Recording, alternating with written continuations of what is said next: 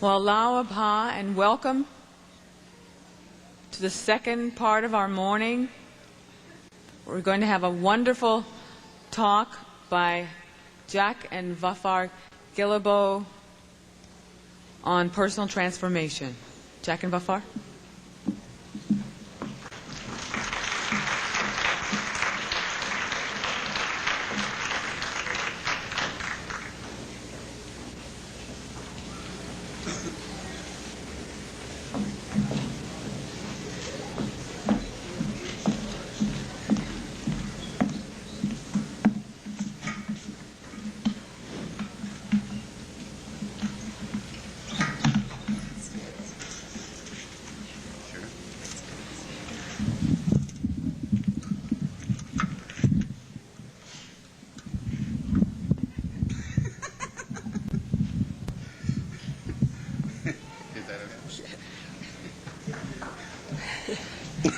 Allah, friends. Good morning, friends. How are you all? Super. Great. Was I supposed to start? Friends, it's really a delight to be here. And I would like to say personally that the hospitality that I have experienced and am experiencing is really just heartwarming, and it's overflowing. And I really appreciate all that you have offered us, and the warmth, and just having us feel that we're so welcome and so desired to be here. And I want to thank each and every one of you for this invitation to come to the family and be with the family, and it's really great. I'm equally excited and happy to be here. Ever since I got the invitation and the topic that was proposed, I have been so excited. It has been a mounting excitement. So I have been talking to you in my heart and in my mind for a whole month. Friends, you know, as we think about transformation, and for me, it's really exciting just to think about transformation. I'm reminded that transformation in this whole process, for me, is something that we don't know a lot about. You know, we're talking about becoming something. You know, we're talking about moving away from what we are into something that we don't quite know what it is. And we know that we're supposed to do that. However, the Universal House of Justice and our teachings tell us clearly that we will be transformed into something different, that we're talking about being a different kind of people. And to me, that's exciting.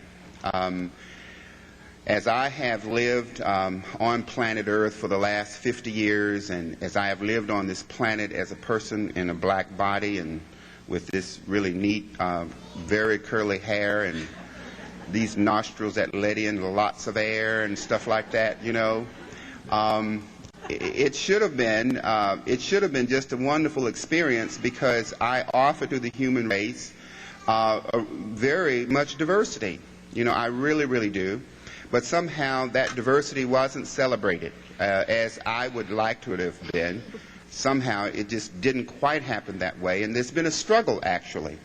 So just the prospects, just the notion, just the thought that we are moving towards a time when all of our beauty and all of our diversity and all of our gifts and all of our differences will be celebrated, to me is really very exciting.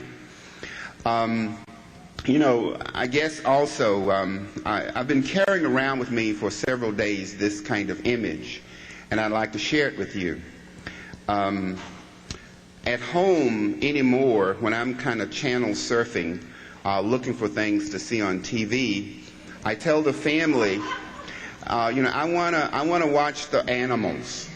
You know, I want to watch the animals. You know, so I just flip, and when I see a tiger or a lion walking around looking for lunch and maybe have half of it in its mouth, I stop there.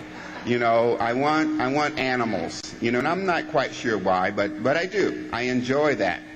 as opposed to much else that's on there.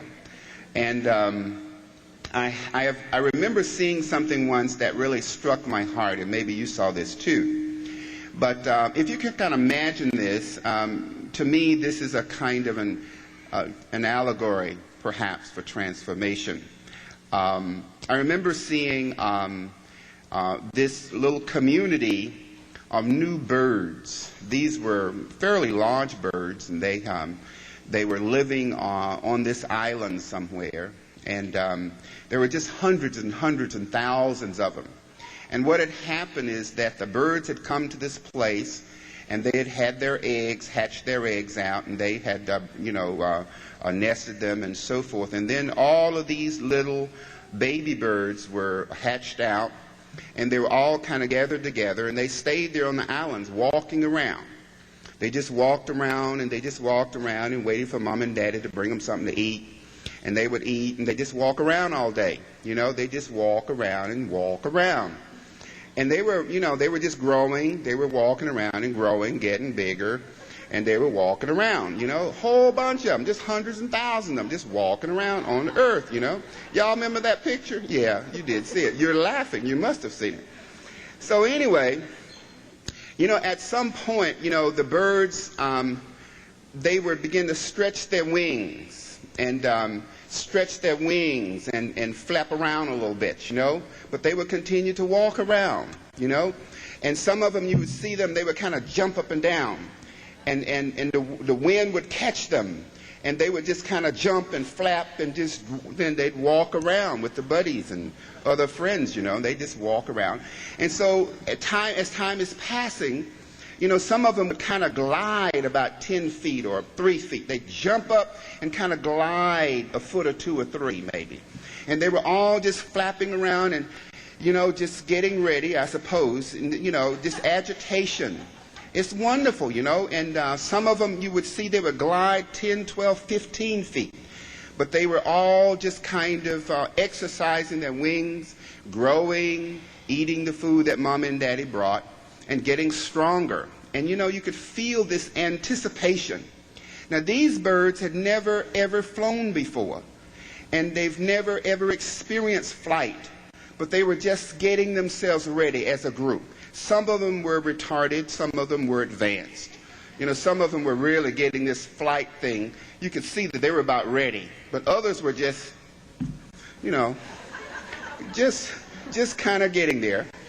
And so, and at one point, when the time was right, they all started to flapping. All of them together, hundreds and thousands of them, they start flapping.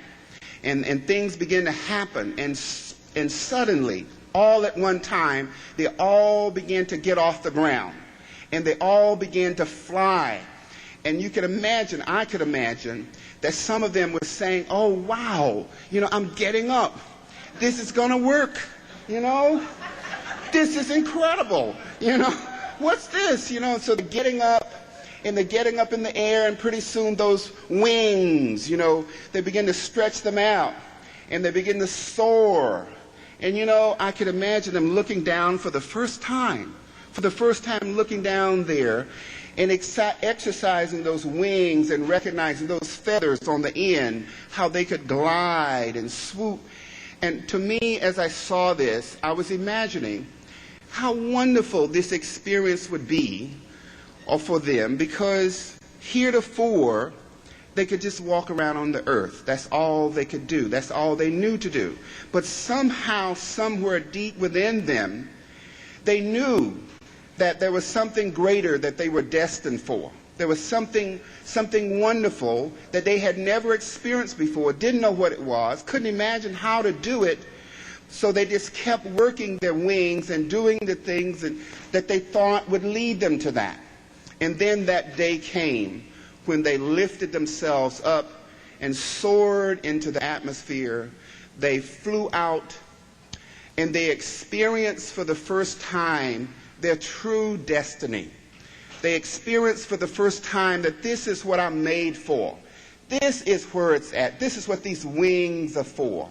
And they could then soar and come into the realization of their of what they were created for.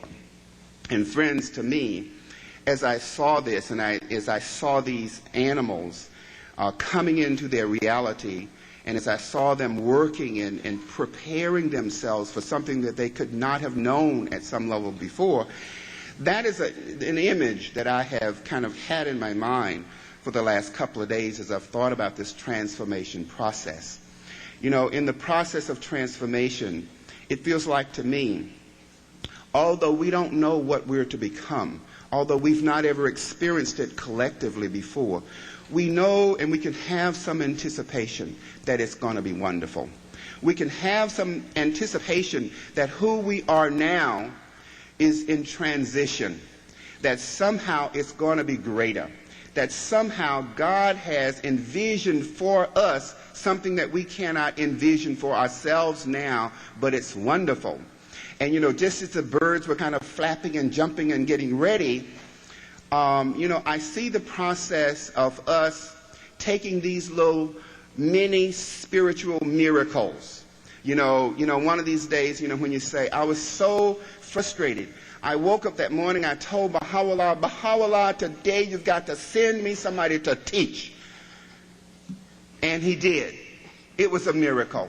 And you knew at that moment that you were off the ground, and it didn't quite last so long, but you knew that was it. You knew that that was what flight was about, you know. And you look around in the community, and you see there's so many stories. I think of one of two sisters from Birmingham. What's her name? Sonia and I know they are. Sonia and her Keitha. Sonia and Keitha. You know, this kind of little mini spiritual miracles. Sonia and Keitha, who gets into Keitha's pickup truck, and they just decide. You know, they told us to go out they told us to go out teaching, go out and visit, go out and travel teach. So they get in the truck and they get a map and they say, okay, we're going to go travel teach. You don't know where, why, whatever, but they just start to go. And guess what? All along the way, these little mini spiritual miracles begin to happen. And somewhere along the line, they know they're flying. You know, they know this is it. I'm off the ground. You know, I'm in the hands of Baha'u'llah. This is a miracle. You know, this is what this transformation process is about. Well, unfortunately, they had to come back to Birmingham. You know, so you kind of glide in, you know. There you go. Well, you knew what it was about. They can't take that from you anymore. You know that transformation is possible. You know that if we really beseech Baha'u'llah, if we open our minds and open our hearts, Baha'u'llah will allow us to experience flight. He will allow us to experience what the soul was prepared for. He will allow us to get a glimpse of what the New World Order is about. He will allow us to somehow connect with each other in the Baha'i family and outside of the Baha'i family as a gift to us to know that this thing that he has destined for us is wonderful. It's incredible.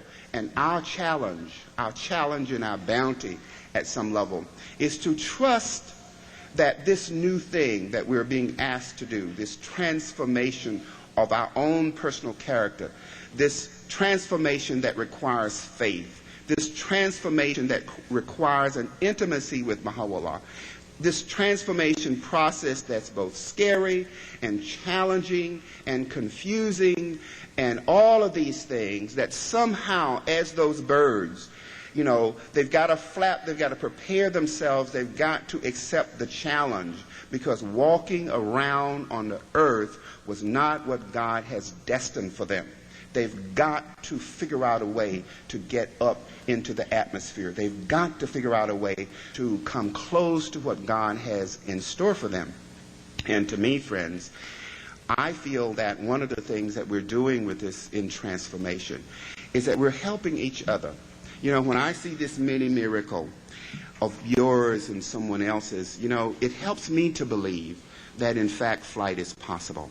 And when I share with you a little mini miracle that happened to me, then it helps you perhaps to believe and to create the capacity to recognize that there is something other than the experiences that we're sharing here. There's something greater than the mundaneness of life and work and all of these things that kind of keep us kind of locked down to the ground, as opposed to letting us soar into the atmosphere of spirituality where God has intended us to be. So I'm happy, friends. I hope all of you will help all of us, and we'll all join together and share our little mini miracles and flap our wings and jump up and down and glide a piece or two. Because pretty soon, friends, I know that very soon, one of these days, this whole population, we're going to flap our wings. And we're going to flap our wings, and some of us won't be ready, but we're going to flap our wings, and some of us will be frightened, and we're going to flap our wings, and we're just going to go, and we're going to lift ourselves up and realize that this Baha'i community is a community must rise above the daily workings of life. We must rise above all of these material things that hold us down. We must rise up to the level that Baha'u'llah has set for us. And I know that's going to happen. So when I see feathers flying and all of this, and so it gets crazy, wings everywhere. When I see all of that happening, I'll just know that we're all getting ready to go to that place that Baha'u'llah has destined for us.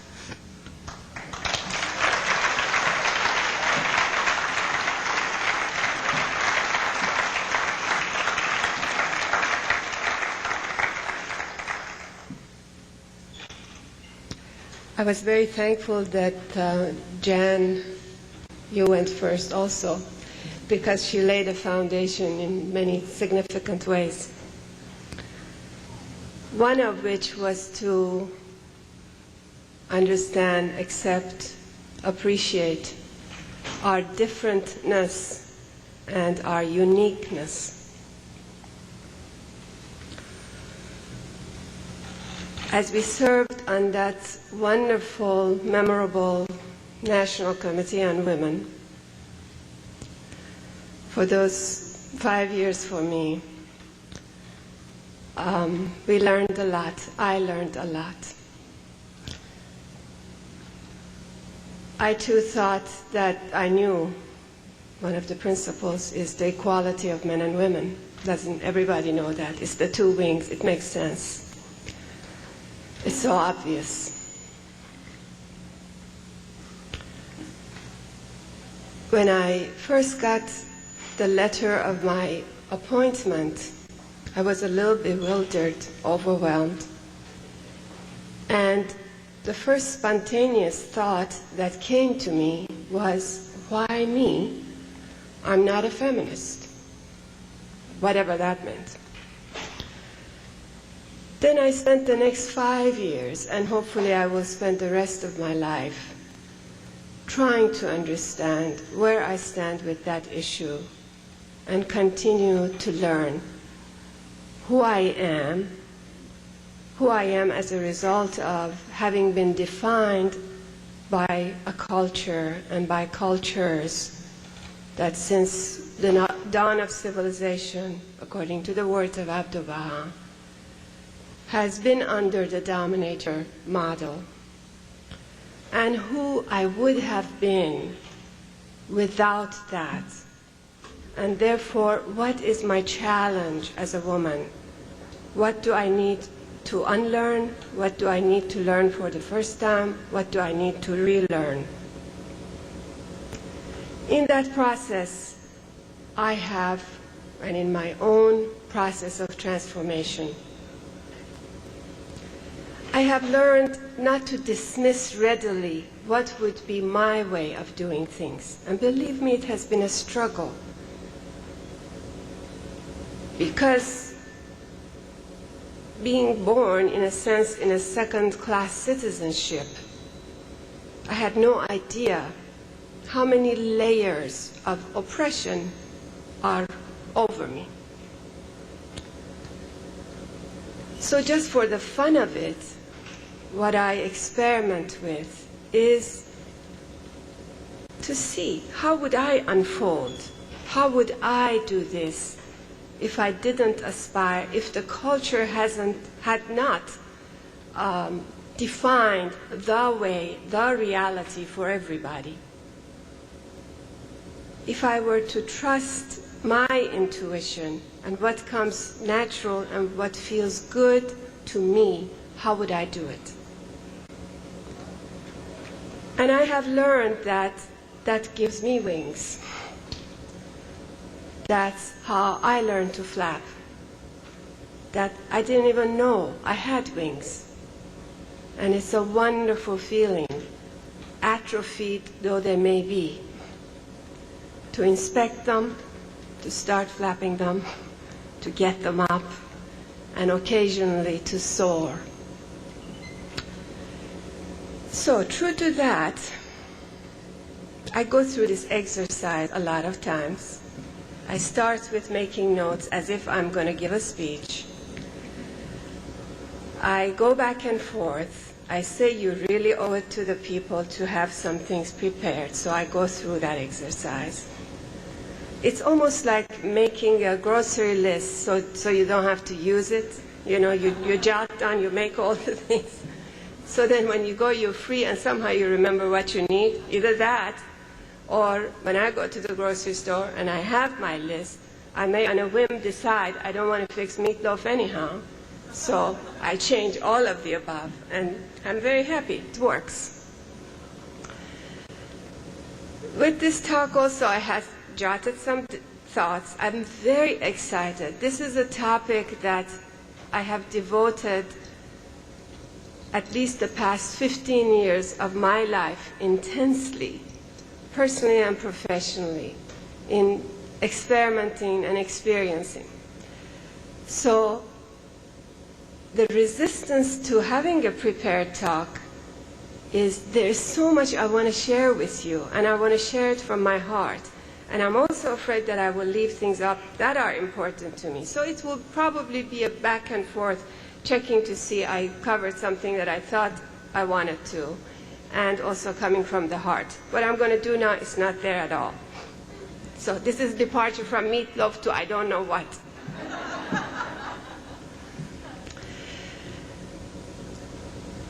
I want to say how I came, what transformation means to me. One of the things that for women have been blamed about being intuitive, made fun of for being too emotional, too passionate, too this, too little that, whatever. Another fault that we have been accused of is personalizing everything, and then we've had to apologize, for personalizing everything. I recently heard, it was in a movie, and I don't know who the original author of this is, but that to personalize is to universalize. And that perhaps we have been wrong in thinking that's wrong. I have me.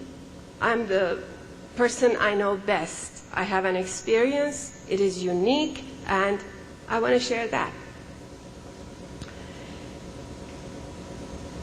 I'm a fifth-generation Persian Baha'i from a prominent in the sense of history of the faith, Samandari family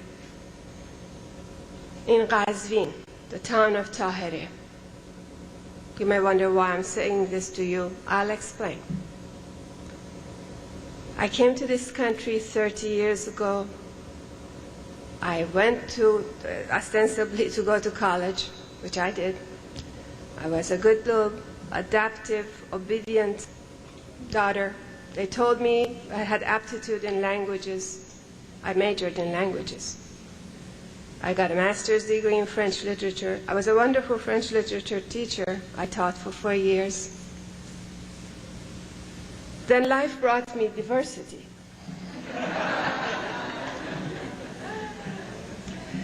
I also had asked God when I was in Iran, and I would watch a lot of somewhat of an arranged marriage, even among Baha'is, that I didn't want to marry just like that. I believed that marriage should be a challenge. I think God smiled.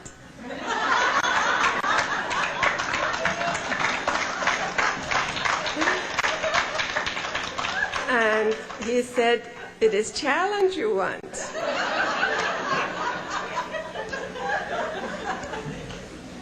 It has been a wonderful blessing, and we have no doubt that we were led to each other.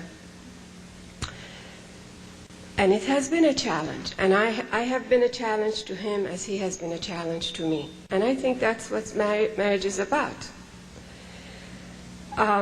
In the 10th year of this wonderfully challenging and fun marriage, we developed severe marital problems that for the first time...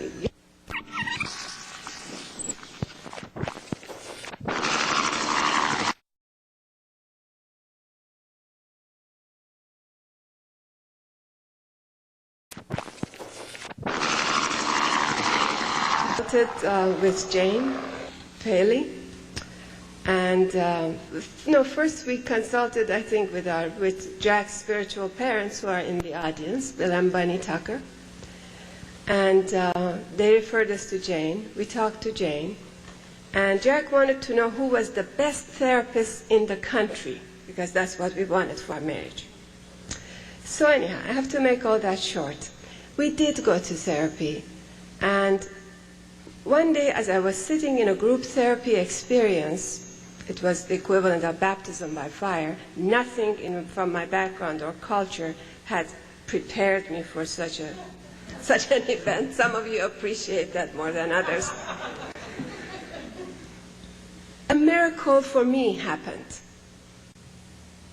The miracle was that I sat there and watched people making fundamental, core level change in themselves. And it was so exciting that I forgot what I was there for, to improve on this thing. And I remember it was like a conversion experience. I remember saying, that's what I really want to do. This is exciting, to change and to be able to be a catalyst for change. This is what I could get excited about. So then I spent some years, it was hard to admit to the family that I was going to change my career completely. It took me a number of years to do that, but I did, and it has been a privilege. It has been a privilege to do this work. I'm now a marriage and family therapist. The biggest privilege in this work is to invite people, to urge people, to challenge people, to give up, to unburden themselves from the barriers that keep them from that divine center, from that miraculous core, that empowering divinity that's inside each of us. It's a promise. We know that. Intellectually, we have all read that. I have 19 passages here I could share with you. I won't, because we don't have time. We know it's there. But just like Jan said, occasionally we need a way to get there. And this is what therapy for me was. It's a tool, it's a way, and it's the true merging of science and religion. Of the 100 things I have here I want to share with you, I did pray to Baha'u'llah that I let go of important and I share with you the most important, at least of what is in my heart. I have seen a dichotomous attitude, again, that Jan was touching on, of either or.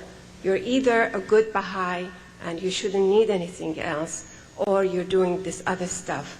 I wish for us to give that up.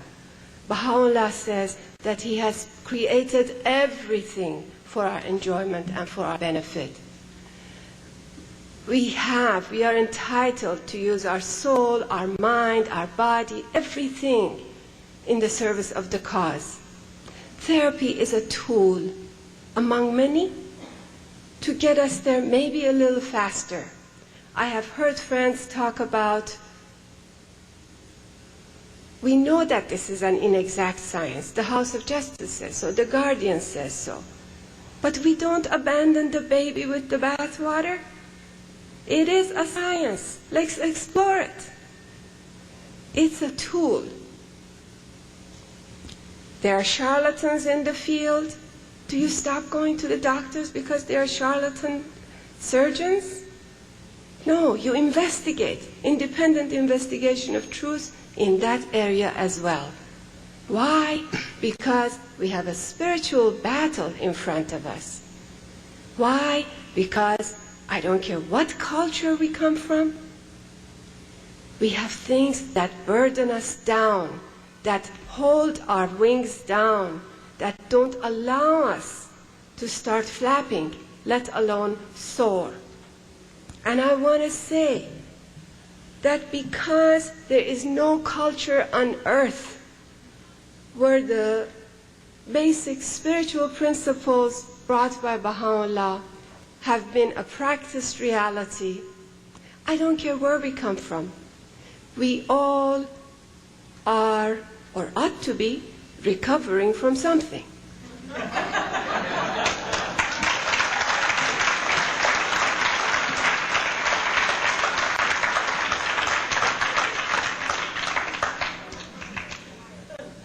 Earlier I said about my background, and another issue that popped into my head that I will say something about is sometimes I think even within the faith we mistake unity with uniformity and forget the mandate is for unity in diversity. Abdu'l-Baha did not say that the tulips have to act like the roses and the roses like the pansies and the pansies like the daisies. He said the beauty of the garden is in the variety of these flowers coming together. Or the pancreas starting to act like the liver doesn't exactly help me. So, there is something in each of our backgrounds to be proud of that is a strength to be brought to this table. We should not invite ourselves or invite others to give those up. I think in this family we need to recognize, understand, appreciate, and celebrate differentness. Otherwise, when we act like and we claim that color blindness, let's say, is a virtue, in essence, I'm saying who you are doesn't matter. Let's all pretend that you're like me. That's what I'm saying. That's what the dominant culture is saying. I have an African-American friend with whom I do training, and he says sometimes in other settings, do you know how much of me you would have to miss if you're colorblind? The very essence, what I bring, the richness that I bring, would be overlooked.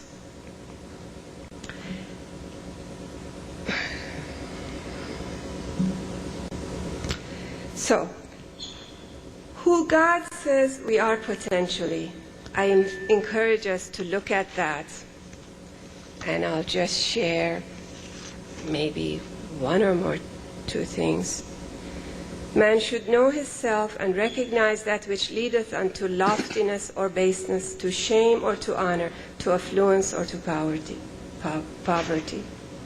When one is released from the prison of self, that is indeed freedom, for self is the greatest prison.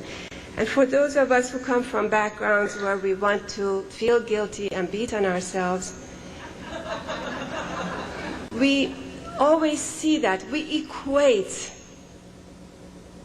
ignorance of self with selflessness. There is a big difference.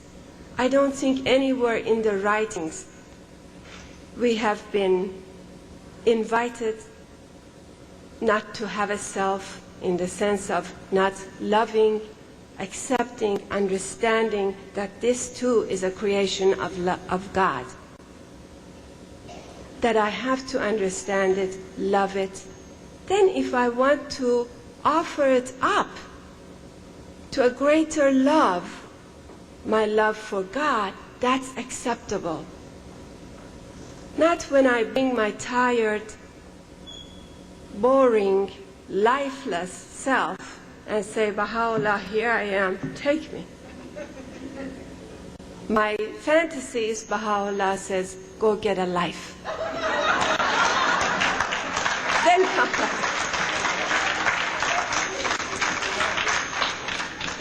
Then you bring your alive, energized, loving self, and if you want to offer yourself up, we'll take you. It is up to us, with meticulous attention, loving attention, to discover how we have been handicapped from our culture, from our gender, from our race, ethnicity, as well as bringing the wonderful positive points. I am proud of my heritage. I love being a fifth-generation Baha'i. I love being from Qazvin, the town of Tahirih. Does it entitle me to anything? Absolutely not. Does it exempt me from anything? Thank God, no. Does it make me unique in some ways? Yes, it does. And I have to be proud of those uniquenesses so I can bring them to you, so I can offer them to you. Recently, on a trip to Australia, 2 years ago, I visited my aunt who is 85 years old now, and who thanks to the Iranian Revolution, has been thrown over in Australia. I found out a wonderful, for me, delicious fact about my background. And I'm so proud of that. I discovered that my maternal grandmother, who was a prominent woman in Qazvin, dressed as, or disguised herself as a washwoman while Tahirih was under house arrest in her father's house. And she would take news from Baha'u'llah and from the Babi community to Tahirih. That just thrilled me. Do I like sharing that with you? You betcha. What does it do for me? I hope it encourages me to be a terror of veils, of vain imaginings in myself every day. It's not a matter of, am I sexist, racist, nationalist, classist? It's not that. That's not the question. The question to me is, how did my racism, sexism, whatever, pick one, manifest itself this morning? How did I do it? As a woman who suffers from internalized oppression, we all do. If you're denying it, you're denying it, that's all. How did I manifest that this morning? That's the question. And therefore, how can I take another baby step, another little flap of the wing, to free myself a little bit in the next transaction? I will share with you, even though we didn't quite agree to do this either. What can I say? What can I say? Very little.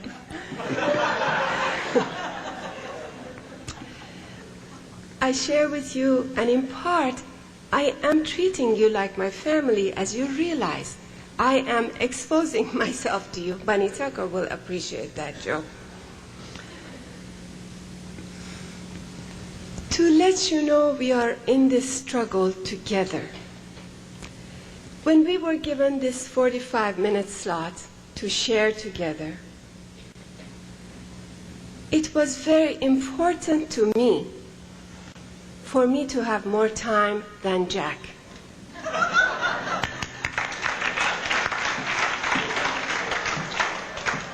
Why? I don't like to hog the air. I'm not that egotistical that I think what I have to say is more important than what he has to say. I did it because symbolically and for me concretely it is important, because as women we have lost our voices. Half of humanity still does not have her true voice, my friends. We have to take active, bold steps, sometimes symbolic, sometimes real, to gain that voice. Because it's not just women who suffer. It is the birth of humanity that suffers. And I know we are overlapping all over each other's topics. I'm looking at Judge Nelson, who will be speaking on the topic. But what comes to mind as the bird of humanity, which is supposed to soar with these beautifully, equally equipped wings, is that we have, both genders have been erroneously defined. We have the male wing that is over-functioning, flapping all over the place. That was not my bird. My bird was different. Thinking that it can make the bird fly by itself. We have the female wing that is under-flapping because it has lost recognition of its own potential. Occasionally it will do something and then say, I was probably wrong anyhow.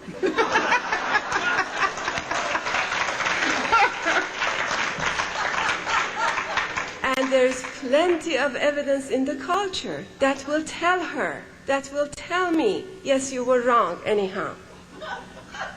So we have to consciously, faith is conscious knowledge. We can't afford to be blissfully ignorant.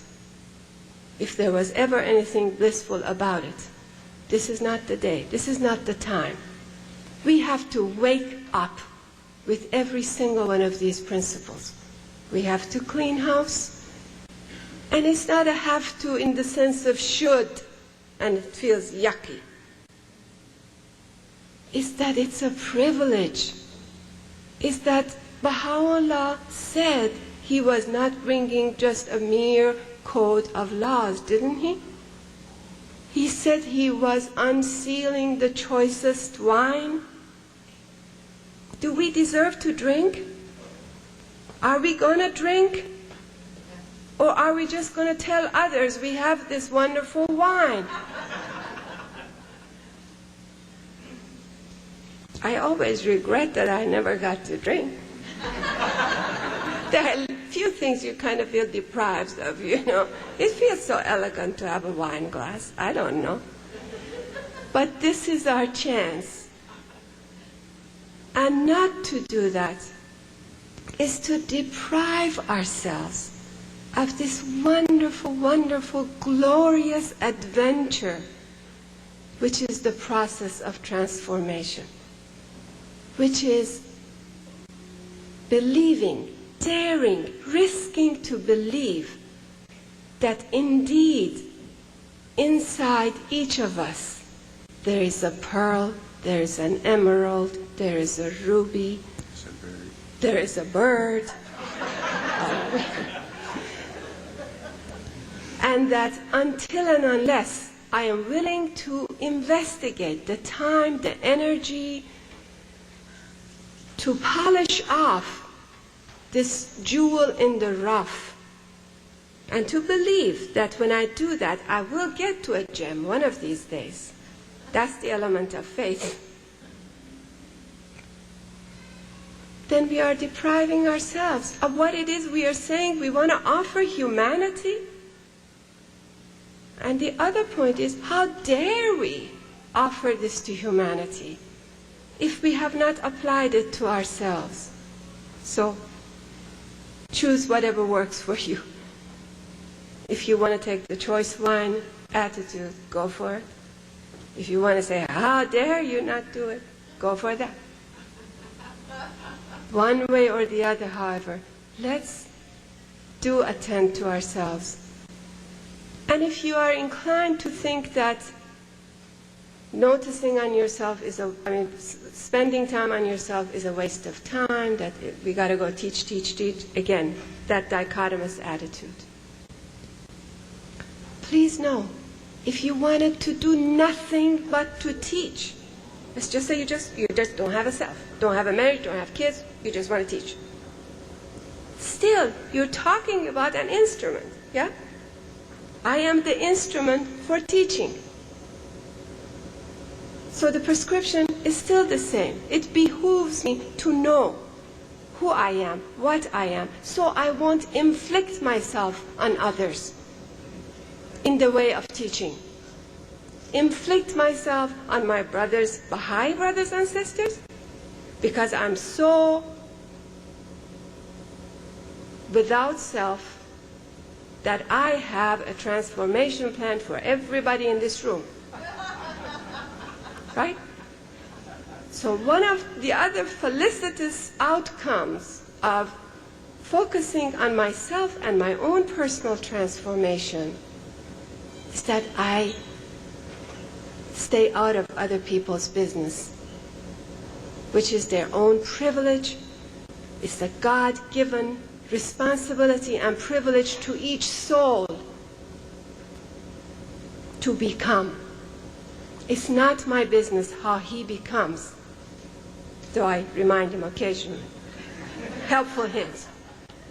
No, that is part of the partnership and marriage, is to be each other's spiritual tutors, but I am not to take on his task of growth and development before mine. So, however, let's just say you still want to teach. That's great. I will finish with this passage from The Guardian, which I know you're all familiar with. No, I must share this one with you too. When I first found this as a therapist, it was such a relief to me. I love the writings of The Guardians for its practicality. You know, the writings of Baha'u'llah are like the overarching umbrella, and anyhow, The Guardian gets to the nitty-gritty. Because we wrote letters and asked and gave our predicaments. He says there is a difference between character and faith. It is often hard to accept this fact and put up with it. But the fact remains that a person may believe in and love the cause, even to being ready to die for it, and yet not have a good personal character or possess traits at variance with the teachings. We should try to change, to let the power of God help recreate us and make us true Baha'is, in deed as well as in belief. But sometimes the process is slow. Sometimes it never happens because the individual does not try hard enough. But these things cause us suffering and are a test to us. Not only they are a test to us, they are a test, unfortunately, to our other family members. So to the degree, this is one way I define detachment. Detachment to me is not, again, not having a self. It is to be detached enough from this self so I can step outside of myself and to appraise, really, this instrument of God, this soul lovingly created by God, and see her strengths and see her weaknesses and see what I want to do about it. That to me is true detachment. For me to, again, put the blinders and not see my problems, that's the easy way out. One more from The Guardian. I'm sorry. I love this. Baha'is should seek to be many-sided, normal, and well-balanced. Mentally and spiritually. We must not give the impression of being fanatics, But at the same time, we must live up to our principles. I invite us to be good to ourselves. There is no scarcity of anything. It has all been put here for our enjoyment. Let's use each other. Let's use the family. Let's help each other flap the wings so that we can soar real fast. Thank you.